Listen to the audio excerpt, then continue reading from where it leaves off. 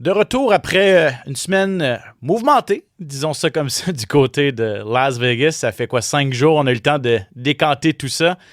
Yoann Lennes, est-ce que tu es un adepte des théories du complot, en général? Je dois dire que des fois, je peux participer à ça, peut-être, ouais. Ça dépend pourquoi, il faut que tu fasses attention. Il faut pas le dire trop Ouais. fort, ça dépend des théories. Non, c'est juste qu'il y a tellement de trucs qui circulent sur McGregor. Est-ce que tu penses, toi, qu'il était blessé avant son combat puis qu'il a anguille sous roche, là? Moi, je pense certainement qu'il y a quelque chose qui s'est passé dans les semaines avant le combat. On a vu beaucoup de choses sortir. On a vu des photos de lui dans une urgence, un hôpital à Las Vegas, un peu éloigné. On a vu son entrée juste quand il enlevait ses souliers pour rentrer dans la cage. Il y a beaucoup de choses qui se disent, c'est sûr. On saura jamais peut-être vraiment la vraie réponse, la réalité. Chose certaine, je pense pas que c'est dans le combat que c'est arrivé, là. Tu penses pas que c'est... OK, c'est pas le coup de pied, là. Donc, il y avait... OK, intéressant. Tu vois, la plupart des combattants pensent le contraire. Pensent que, en tout cas, personne dans la grande confrérie des combattants, personne se présente en sachant qu'il est blessé et en ayant un peu arrangé le combat d'avance, en sachant que dans la première minute, ça va arrêter. C'est bon, tu vas à l'encontre de tes confrères et consoeurs, en tout cas ceux à qui j'ai parlé. Intéressant. Mais bref, plein de théories.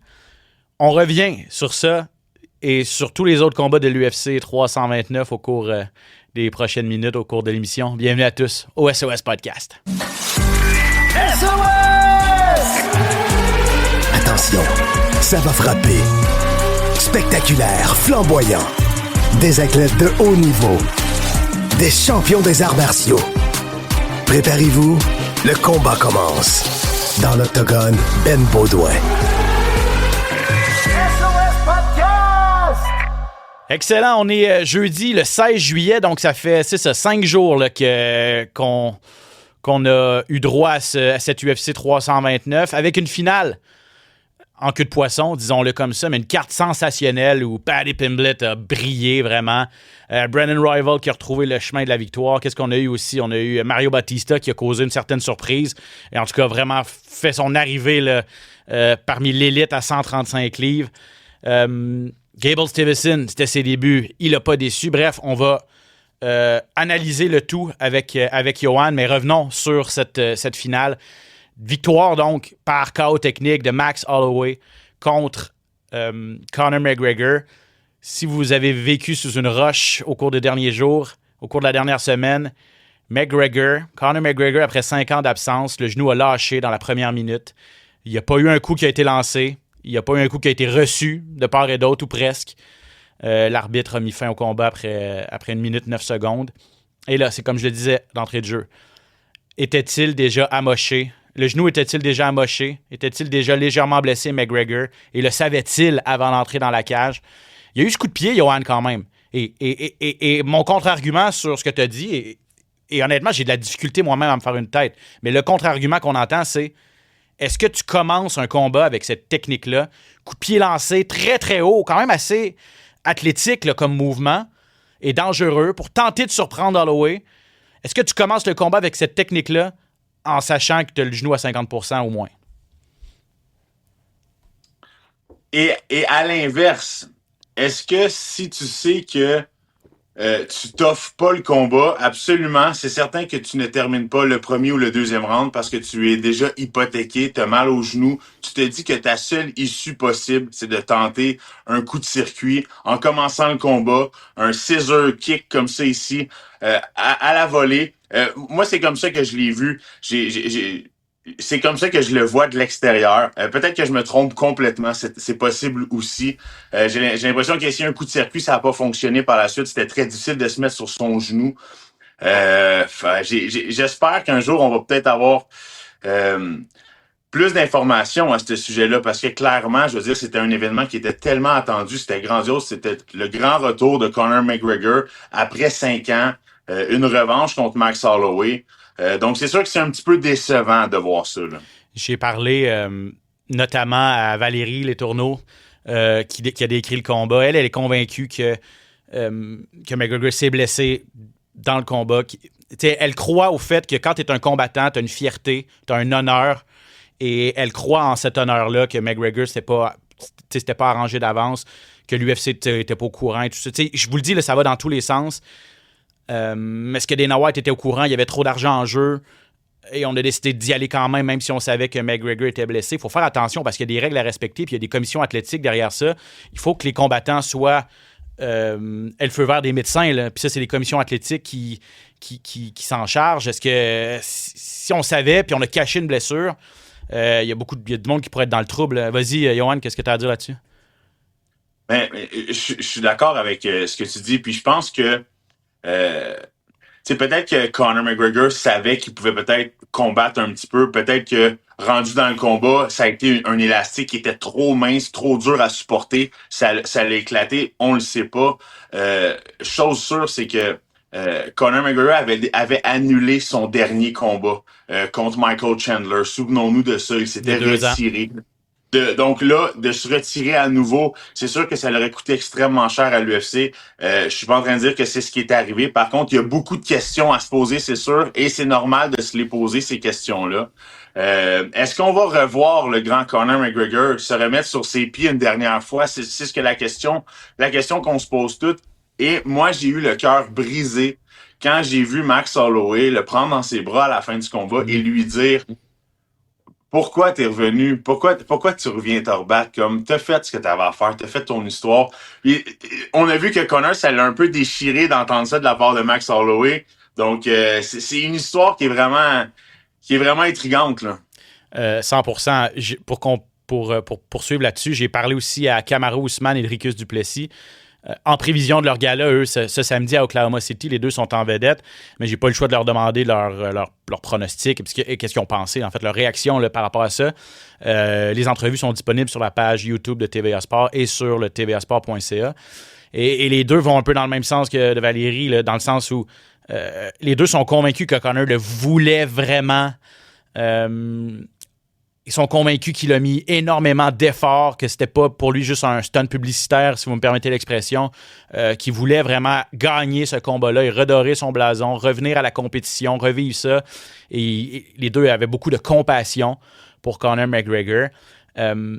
McGregor a tweeté hier: j'aurai les résultats de mes rayons X ou de mon scan demain. Donc, aujourd'hui, là, on les attend. Je vous le dis, là, je rafraîchis mon fil Twitter là, pour voir s'il n'y a pas des nouvelles de McGregor qu'on pourra avoir durant notre enregistrement. Puis il a aussi dit le combat devrait être la défaite devrait être renversée pour une nulle technique, donc no contest, et tous les paris sportifs devraient être remboursés. Ça, c'est l'autre grosse portion. Puis on n'en parle pas souvent à notre podcast parce qu'on est un podcast sportif et on se concentre sur l'aspect sportif.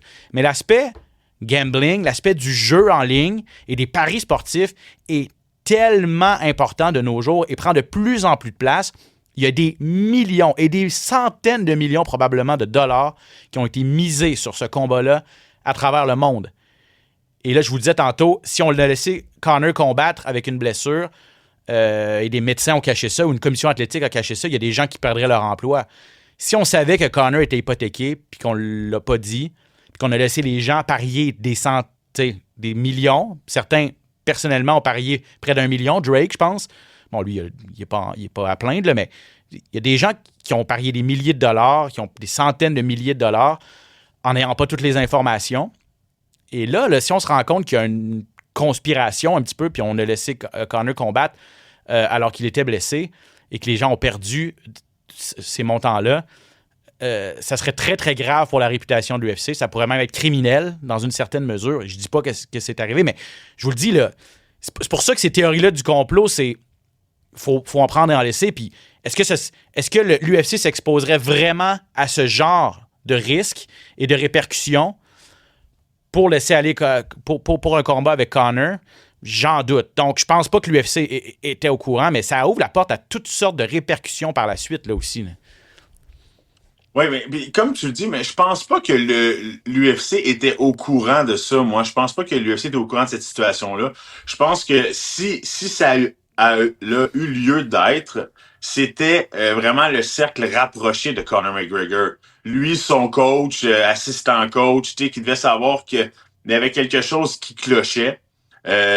Chose certaine, moi, je pense pas que Conor McGregor a pris ce combat-là à la légère du tout. Je pense pas que Conor McGregor s'attendait à une fin de combat comme ça. Je pense pas qu'il souhaitait ça non plus. Je pense vraiment qu'il voulait faire un retour, un grand retour, à la hauteur de ce qu'il a fait dans le passé, à la hauteur de son talent, puis de tout ce qu'il a pu faire avant.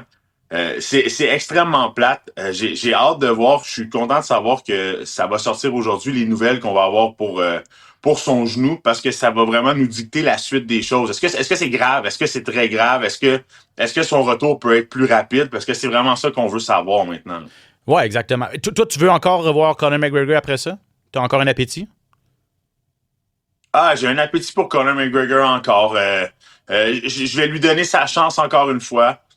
C'est sûr que ça brise le cœur parce que là, c'est 2-2 après une longue attente.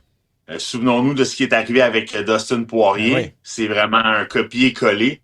La blessure semble être beaucoup moins grave. Là, il va être moins hypothéqué à long terme, c'est certain, selon moi. Mais reste à voir les résultats. Là.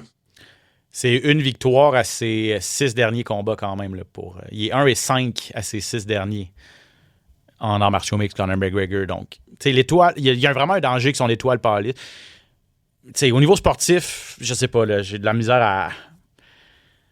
Il a eu une influence incroyable sur le sport. Il a fait de grandes choses lorsqu'il était au sommet de son art. Mais aujourd'hui, sportivement parlant, Conor McGregor n'est plus pour moi une attraction, n'est plus pour moi un combattant d'élite. Il est une attraction, en fait. C'est ça qu'il est. Il est une curiosité. Mais je pense plus qu'il peut tirer son épingle du jeu. Mais, je dis ça, puis s'il revient dans 4 mois, puis si on refait un autre combat contre Max Holloway, je vais être curieux comme tous les autres, puis peut-être que TV va m'envoyer couvrir ça, puis je vais être bien content d'y aller. C'est ça, Conor McGregor, c'est toujours... On a envie de le laisser partir, mais d'un autre côté, on n'est pas capable. T'sais. C'est comme une fille avec qui tu es en amour, puis si elle revient, tu es comme... Mais c'est vraiment ça, Ben. C'est une relation amoureuse. C'est vraiment ça. Puis pendant que je t'entendais parler, je me disais, oh mon Dieu, c'est vraiment ça de mon côté aussi, dans le fond. Moi, Conor, je suis amoureux de lui, de ce qu'il a fait dans le passé. Je trouve qu'il a fait des belles choses. Je parle du combattant, bien sûr. Tu sais, je parle pas nécessairement de l'humain, de la personne. Je parle des performances qu'il a fait dans la cage, des shows qu'il a donné dans les conférences, des paroles qu'il a backé, permettez-moi l'expression, avec ses actes dans la cage. Des choses vraiment spectaculaires et vraiment impressionnantes, inspirantes. T'sais. Fait que pour moi, je vais toujours avoir l'étincelle de me dire qu'il peut nous surprendre avec quelque chose puis nous faire revivre ce qu'il nous a fait vivre dans le passé, tu sais. Fait que c'est vraiment ça. C'est une relation malsaine, on dirait. Un peu, c'est ça, c'est vrai, hein, c'est ça. C'est exactement ça. J'en ai une dernière pour toi, une théorie du complot que j'ai vu passer. McGregor, lui restait avant celui-ci 2 combats à son contrat. Il n'a pas prolongé. Il a renégocié son contrat avec l'UFC parce que bon, les termes ont changé, il n'y a plus de pay-per-view, donc il fallait renégocier les termes monétaires et tout ça. Mais il n'a pas rajouté de combat à son entente. Donc il lui en restait 2. Il lui en reste maintenant 1 combat. Et j'ai vu passer une théorie qui dit, et si Conor tentait de mettre fin à ce contrat-là, à se sortir de ce contrat-là le plus rapidement possible, en prenant pas trop de dommages, en simulant une blessure, ou en étant blessé et en abandonnant un combat, dans l'honneur, dans sa tête à lui, j'ai pas perdu, j'étais blessé. Et là, on refait un autre combat, il arrive un autre scénario, est-ce que c'est une autre blessure, est-ce que cette fois-ci on y va pour vrai ou quoi? À suivre, mais se sortir rapidement de son entente, en gardant une image assez intéressante pour ensuite signer avec Netflix et MVP Promotion pour des gros combats de boxe contre Jake Paul. Écoute, c'est pas impossible, hein? C'est pas impossible. Conor McGregor, c'est un entrepreneur, c'est un gars qui aime l'argent. après son combat contre Max Holloway, j'ai vu des boissons énergisantes sortir de lui que j'avais jamais vu. Donc, gagne ou perd, trouve le moyen de faire de la publicité pour vendre des produits. Tu sais, donc c'est ça, Conor McGregor. C'est une possibilité. C'est quelque chose qui est certain, c'est que quand t'es sous contrat avec l'UFC, t'es sous contrat avec toute une machine, toute une organisation. Briser un contrat, c'est très difficile. Fait que c'est sûr que lui peut-être cherche à trouver le chemin le plus rapide pour se diriger vers ça, là. En même temps, il n'est pas à plaindre. On n'a pas les chiffres exacts, mais on entend à travers les branches entre 20 et 30 millions de bourses pour ce qu'il a fait le week-end dernier. Donc, je veux dire, c'est quand même assez... Si ces chiffres-là sont exacts, ben, si ces chiffres-là sont exacts, il n'est pas à plaindre, là, qui signe avec, qui reste avec l'UFC ou qui, je sais pas qu'est-ce qu'MVP et Netflix peut lui offrir, peut-être plus, mais en tout cas, c'est pas non plus, il était de facto le combattant de l'UFC le mieux payé de loin, là, avec la bourse qu'il a fait la semaine passée. Juste un mot sur Max Holloway, là, tous les yeux étaient sur McGregor, le sont encore aujourd'hui avec ce qui s'est passé, mais Max a dit qu'il allait prendre une pause parce que là, ça faisait 2 combats quand même assez rapprochés pour lui. Il s'est battu au mois de mars. Là, il revient au mois de juillet. Il dit là, je veux passer du temps avec ma famille, tout ça. C'est quoi qu'est-ce que tu vois pour lui à 155 livres ou 170 livres, même peut-être là, après ça pour Max Holloway? Ben, j'ai hâte de voir. Là. Chose certaine, je suis très content pour Max Holloway parce que Max Holloway, c'est un vrai. Il est là depuis longtemps. Il n'a jamais reculé devant personne. Il a eu des gros combats, des guerres. Il nous a donné des performances spectaculaires. Un combat facile, gagné contre The Notorious Conor McGregor comme ça en finale. Pas hypothéqué, rien. Va passer du temps avec sa famille. Ça a été sûrement un dur camp d'entraînement, autant mentalement que physiquement, c'est certain. Émotionnellement aussi. Je vous souhaite du bon repos avec sa famille. Mais j'espère le voir revenir affamé. On va voir c'est quoi la suite, là. Peut-être une revanche contre Topuria suite au massacre contre Justin Gaethje pourrait être très intéressant. Oui, exactement. Moi, j'avais lancé l'idée de Paddy Pimblett contre Max Holloway en ondes samedi soir. Parlons-en de Paddy parce que lui non plus n'a pas eu à travailler très, très, très longtemps. 1 minute, ça s'est terminé en quoi? 1 minute? En 52 secondes, en fait, moins d'1 minute. Cet étranglement d'Ars, mais une version du D'Ars assez épatante là, pour Paddy de Baddy contre Benoît Saint-Denis. Est-ce que c'est Paddy qui a gagné le combat ou c'est BSD qui est allé vraiment se mettre dans le trouble, qui a perdu ce combat-là avec une décision complètement affreuse en essayant de shooter rapidement? Comment ta réaction initiale quand tu as vu ça se dérouler?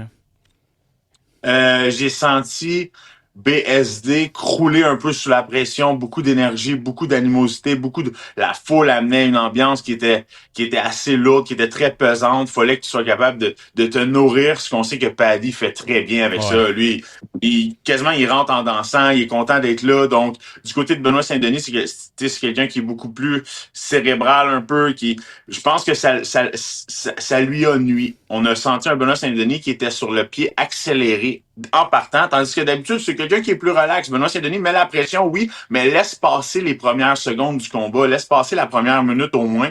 Là, c'était pas ça. Là, on sentait qu'il y avait urgence, je sais pas pourquoi. Fait que c'est précipité, c'est lancé dans les jambes de Paddy Pimblett. Puis le gabarit était au niveau de Paddy. Il est grand, il est gros à 155, Paddy. Il est fort, il est jeune, il est dynamique. Quand on l'a vu installer ses bras, il a amené ses jambes par-dessus le corps. C'était vraiment bien fait. C'était très impressionnant. Puis on le voyait, là. C'est lui qui a même dit à l'arbitre, faudrait que t'arrêtes parce que là, il fait dodo, là. C'est vrai, ouais, t'as raison, exact. Je sais plus qui était l'arbitre, là, mais Paddy lui a fait le signe. L'arbitre a pris la main de Saint-Denis. Puis, dans le fond, ça faisait peut-être une dizaine de secondes là, qu'il était déjà endormi. Il y avait beaucoup de collègues français qui étaient là, de RMC Sport et de l'équipe, qui jasaient après. Honnêtement, je vais raconter une petite anecdote. Là. Des fois, on peut être dur avec nos athlètes au Québec. Très, très dur envers eux, exigeant. Peut-être que ça vient de notre descendance française parce que, que mes collègues français étaient déçus, c'est pas le mot. Honnêtement, il était tellement dur avec BSD, il était tellement condescendant, tellement... tu sais, je veux dire, j'ai parlé à mon ami Yacine de RMC, puis il dit il dit j'ai pas dormi. Il dit Benoît a dormi plus que moi cette semaine à Vegas. T'as pas dit ça en ordre, mais tu sais, des commentaires vraiment, vraiment négatifs, là, en voulant dire comme il a jamais été dans le combat, quel idiot. D'autres collègues qui ont dit, mais tu sais, comme il lui a dit toute la semaine qu'est-ce qu'il allait faire, puis il l'a fait quand même. Tu sais, il dit, Paddy savait exactement ce que Benoît Saint-Denis allait faire comme stratégie. Puis il dit ils disent un combat d'amateur là, pour Benoît Saint-Denis d'avoir tenté cette technique-là. Bref, je les ai trouvés très, très durs envers BSD qui est, bon, malgré cette contre-performance, demeure un des bons 155 livres au monde, était sur toute une séquence, tout un athlète quand même. Oui, une mauvaise soirée au bureau, mais tabarouette. Là, pour eux, là, c'était un échec monumental. J'ai trouvé ça intense. Mais faut avouer que sa stratégie était vraiment, vraiment désastreuse. Là. Sa stratégie était désastreuse. Je pense, honnêtement, comme je l'ai mentionné tantôt, je pense que Benoît Saint-Denis a été un peu hypnotisé par l'effet Paddy Pimblett. Parce que Paddy Pimblett, honnêtement, s'en vient un combattant vraiment dangereux dans plusieurs aspects. Parce qu'on l'a vu tenir tête à Justin Gaethje, on l'a vu échanger debout, on l'a vu donner du fil à retordre à Justin Gaethje. Justin Gaethje n'a pas été capable de lutter avec lui. On se rend compte qu'au sol, Paddy Pimblett, c'est un problème. Il peut vous soumettre sur son dos, par-dessus, dans plusieurs positions possibles. Moi, je pense vraiment qu'avec la performance qu'il a fait contre Justin Gaethje, puis on a vu Justin Gaethje ce qu'il a fait à Topuria, toutes ces cartes-là viennent de se mélanger. Benoît Saint-Denis devait se poser énormément de questions ce soir-là.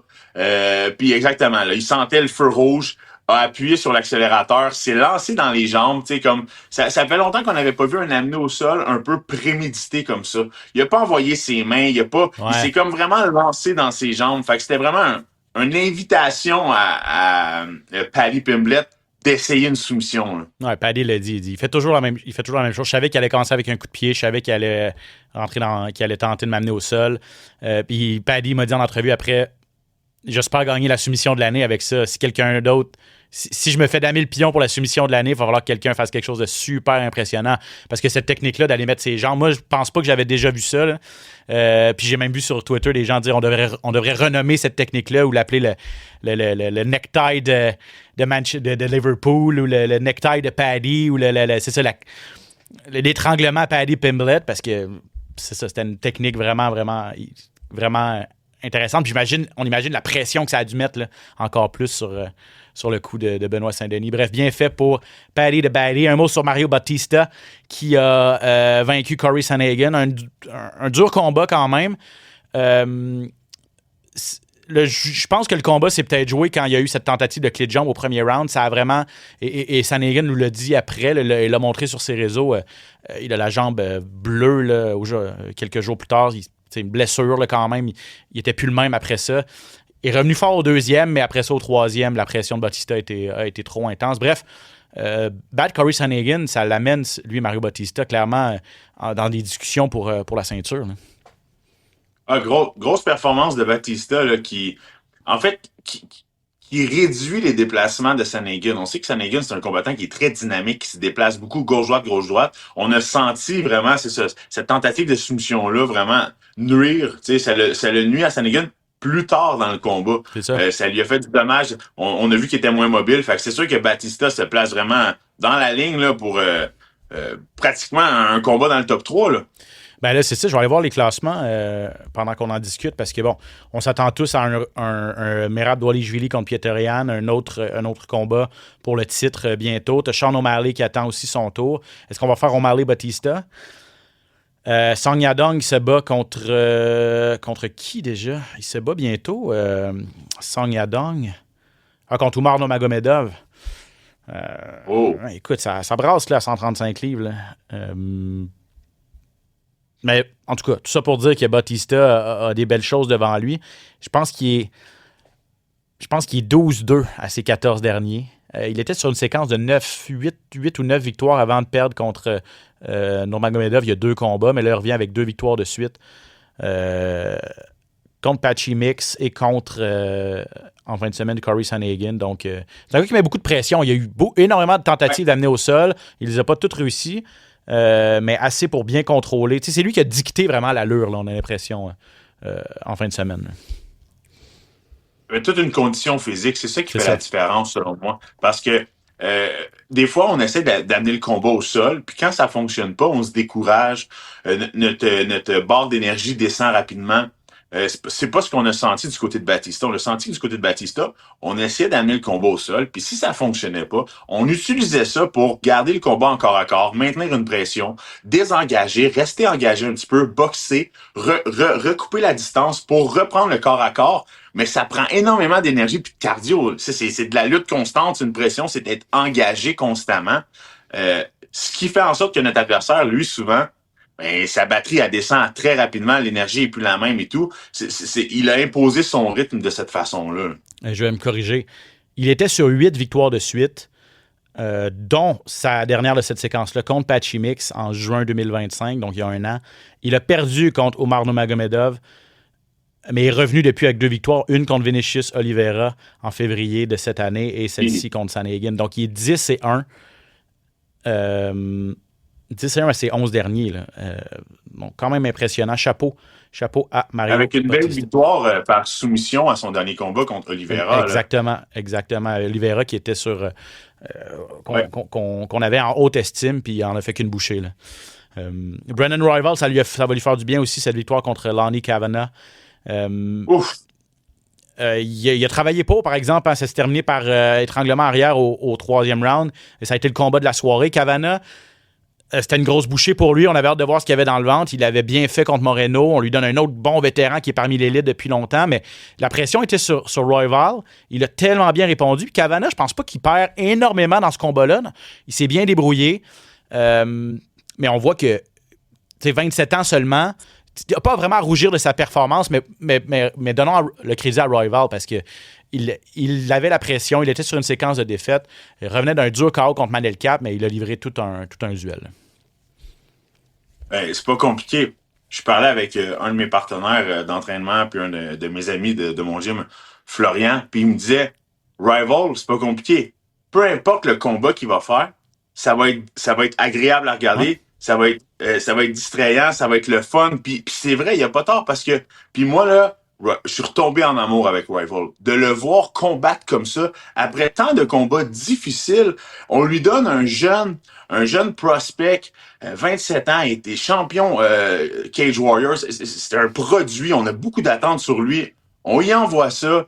Il répond avec une boxe incroyable, une pression incroyable, mais pas juste ça. Il termine le combat par étranglement arrière. Pour moi, ça a été vraiment la performance de la soirée. Là. Il y a 7 bonnies quand même en 13 combats à l'UFC. Donc, plus qu'un combat sur 2 en général se termine en bonnie. On vous rappelle le combat de l'année l'an dernier contre Joshua Van. Un mot sur Lonnie Kavanagh, l'anglais. Je pensais pas le voir là, mais je suis sorti après. Je suis allé prendre un verre après le combat. Je suis rentré par hasard. Je suis pas un gros fan de country, mais il y avait l'air d'avoir une bonne ambiance. Je suis rentré dans un bar country, ça strip. Qui je vois pas? Lonnie Kavanagh, tout seul, en train d'écouter du country. Le gars part d'Angleterre, puis il vient écouter du country, ça strip. J'ai adoré ça. Wow. J'ai adoré ça. King Green contre Terrence McKinney. King Green, on l'a déjà dit au podcast, on le trouvait surestimé, toi et moi. Là, ça fait 4 victoires de suite. Là. Moi, je pensais jamais qu'il allait se remettre de ce KO-là contre Mauricio Ruffi. Là. Ça fait 1 an et quelques mois maintenant. Là. Je pensais qu'il était décédé, là, ou presque. Là. Christy, depuis ce temps-là, 4 victoires de suite. Puis beaucoup de finishes. 3 finishes là-dessus. À 4,59 du premier round, a laissé passer toute une tempête contre Terrence McKinney, qui est un spécialiste des débuts de combat, qui cogne extrêmement fort. Et il se rend jamais au 2e round. Là. Tu le sais que lui, il va t'amener en enfer au premier round. Clairement, la stratégie de King Green, c'était de laisser passer cette tempête-là. Il a réussi à survivre et de réussir un KO à la toute dernière seconde du premier round. Honnêtement, c'était beau. C'était beau à voir. Puis chapeau à King Green là, pour cette performance-là. Chapeau à King Green. Puis c'est King Green. Là. C'est un combattant qui est très résilient. C'est un combattant qui est dur à terminer. Pour le terminer, il faut que tu le mettes KO. C'est pas compliqué. Puis...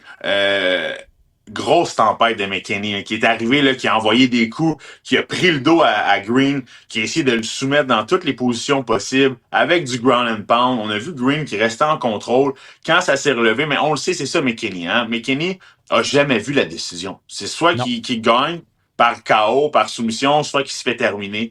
Puis malheureusement, la tempête n'a pas été en sa faveur. Green qui réussit à voir le bout du tunnel, puis passe le KO, le TKO à McKinney. Là. Ouais, comme je le disais, la 4e victoire de suite pour King Green. C'était déjà son 3e combat en 2026. Imagine. Il s'enligne pour être... puis avec des performances de la sorte, les gens veulent le voir aussi. Là. Ouais. Il était magané beaucoup, par exemple. Il y avait beaucoup de. Il m'a dit en entrevue, je ressemble à Chucky là, maintenant. Il y avait beaucoup de points de suture. C'est sûr qu'il ne pourra pas se battre pour les prochains, j'ai le goût de dire 2 ou 3 mois. Mais on n'est pas là, on n'est pas à l'abri d'une année de 4 ou 5 combats pour le vétéran quand même. Hey, il n'est pas jeune, là, King Green, il a 39 ans quand même, mais ça se poursuit pour lui. Donc, chapeau, puis c'était divertissant en plus. Donc, je vous le dis, là, ça a été une super carte, des belles performances. On va finir ça. Un mot sur Robert Whittaker. Il a commencé des bons débuts à 205 livres. Ça a été plus difficile en début de combat. On voyait s'ajuster au gabarit de Krylov à 205 livres. Mais il n'a pas paniqué. L'expérience, le talent a refait surface et Whittaker a terminé ça avec un gros crochet là, au 3e round. Donc, je sais pas qu'est-ce qu'il va pouvoir faire. Par contre, là, on sait que le talent est là, mais c'était pas un gros 185 livres. Puis là, il est rendu à 205 livres. Je sais vraiment pas jusqu'où il va pouvoir se rendre. Et s'il va vraiment pouvoir être un facteur là, au sommet de la division. Qu'est-ce que tu en penses? Ben, c'est sûr qu'on avait un bon test quand même avec Krylov, qui a fait quand même un bon chemin dans l'organisation de l'UFC dans les 205 livres, dans la catégorie des 205 livres. A eu ses moments forts. C'est sûr que Whittaker va devoir aller chercher un petit peu de force, un petit peu de puissance, peut-être un petit peu de masse, un petit peu de gabarit, va être rapide, a réussi à bien défendre les amener au sol, a réussi à bien fonctionner un petit peu contre Krylov, la main droite qui a fait du dommage, mais c'est sûr que clairement, on le voit que c'est pas sa catégorie de poids, va devoir s'adapter à ça. Là. Ouais, il va pas bouger, il va pas redescendre, là, il l'a dit. Puis tu sais, il se fait pas d'attente non plus. Là. Il dit il va un combat à la fois. Il dit genre, tant que ça va bien, je vais continuer. Mais il n'est pas question pour lui de redescendre à 185 livres. Il veut voir jusqu'où il peut se rendre à 205 puis avoir une fin de carrière plus agréable parce qu'il ne peut avoir besoin de faire autant de sacrifices pour des coupes de poids là, dans la trentaine avancée pour lui. On termine l'UFC 329, ce tour de table et cette analyse avec Gable Stevenson, le poids lourd. Premier combat à l'UFC. Les projecteurs étaient braqués sur lui. Ça fait longtemps qu'on n'a pas vu un prospect, un espoir à ses débuts à l'UFC. Et on parle déjà de lui là, avec énormément des superlatifs là, et de le placer peut-être déjà en combat de championnat. Moi, en ondes, samedi, à brûle-pourpoint, j'ai dit ça fait penser un petit peu à Alex Pereira. Quand il est rentré, quand Alex Pereira est arrivé à l'UFC, on savait qu'il y avait déjà un excellent, un palmarès impressionnant en kickboxing. Donc, il avait fait ses armes dans un autre sport et il a débuté à l'UFC. Et on savait que rapidement, il pouvait gravir les échelons. Gable Stevenson, beaucoup plus jeune, mais a déjà énormément de succès en lutte. Médaille d'or olympique, tous ses championnats à l'université. Donc, a fait ses armes, était déjà un des meilleurs en lutte. Et là, on s'attend à ce que ça peut aller assez rapidement. Mais il y a 26 ans, je pense. Et c'est juste son 4e combat dans martiaux mixtes. Donc, est-ce qu'on est mieux de prendre notre temps, même si on sait qu'on a un joyau entre les mains, ou plutôt capitaliser rapidement et lui faire monter les échelons pour voir ce qu'il a dans le ventre? Si t'étais l'UFC, là, comment tu gérerais la carrière de Stevenson? Moi, personnellement, j'irais tranquillement parce que de ce que j'ai vu, personnellement, j'ai pas été très impressionné. J'ai aimé ce que j'ai vu. J'ai aimé le volume de coups qu'il a lancé. J'ai aimé la pression constante qu'il a mise. J'ai vu énormément de trous. J'ai vu énormément de choses de l'extérieur que je me dis, un Cyril Gane ça serait pas trop long. Fait, c'est pas un gros poids lourd non plus. Non. C'est pas un grand poids lourd. Fait penser beaucoup à Daniel Cormier dans le temps. On sait que Daniel Cormier a fait le ménage chez les poids lourds, chez les 205 livres. C'est correct, oui. Je trouve qu'il est très jeune encore, Gable Stevenson. Je lui donnerais du temps un petit peu. Je lui redonnerais des combattants qui sont pas nécessairement classés. Je le bâtirais un petit peu avant de lui donner les gros requins. Là. Ouais, je suis assez d'accord. Et je pense que c'est ce qui va arriver. Là, il vient de battre Elisha Ellison. Et puis, c'est ça qui n'était pas classé. Donc, je suis assez d'accord avec toi. Je pense pas qu'on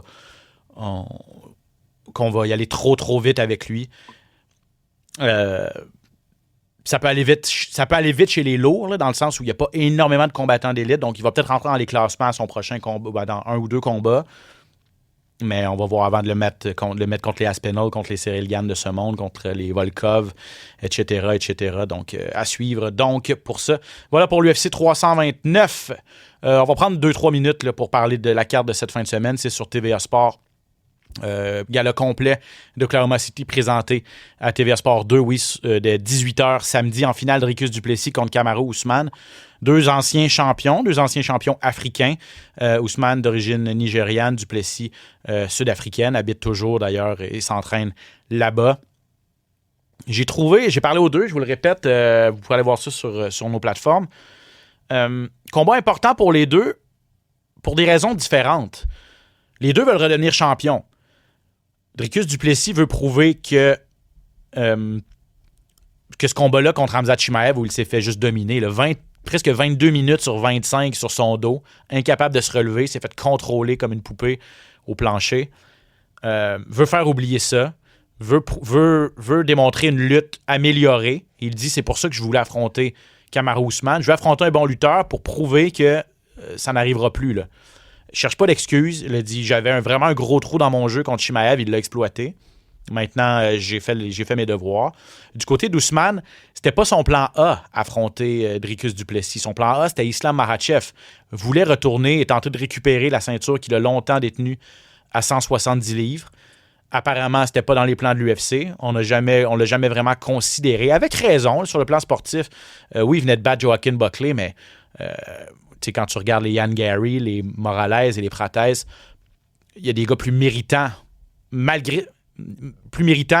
sur ce qu'ils ont fait récemment dans l'octogone pour une chance au titre à Makhachev.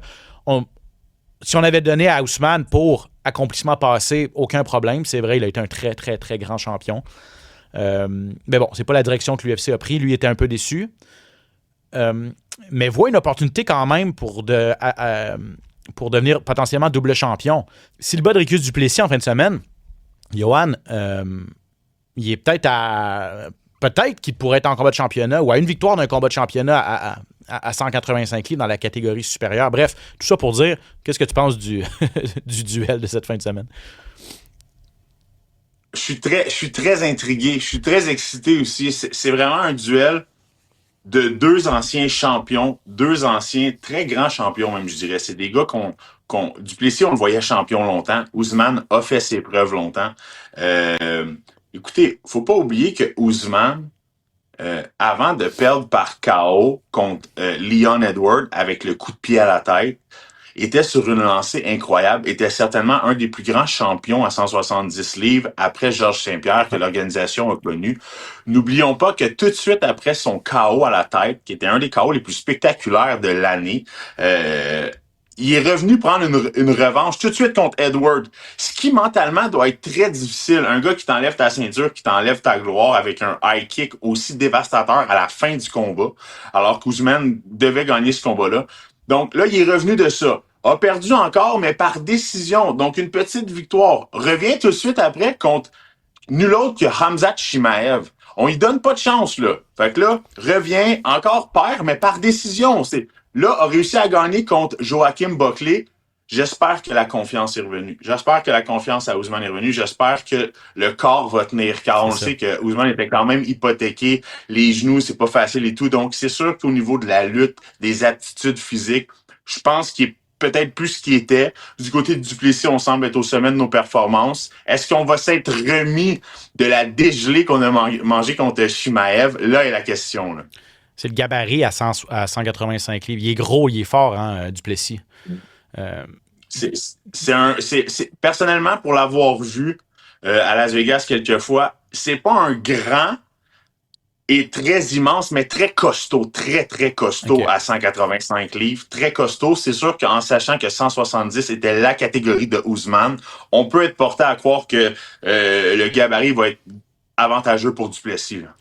Mais je suis d'accord avec toi parce que c'est vrai qu'on lui a pas donné de chance.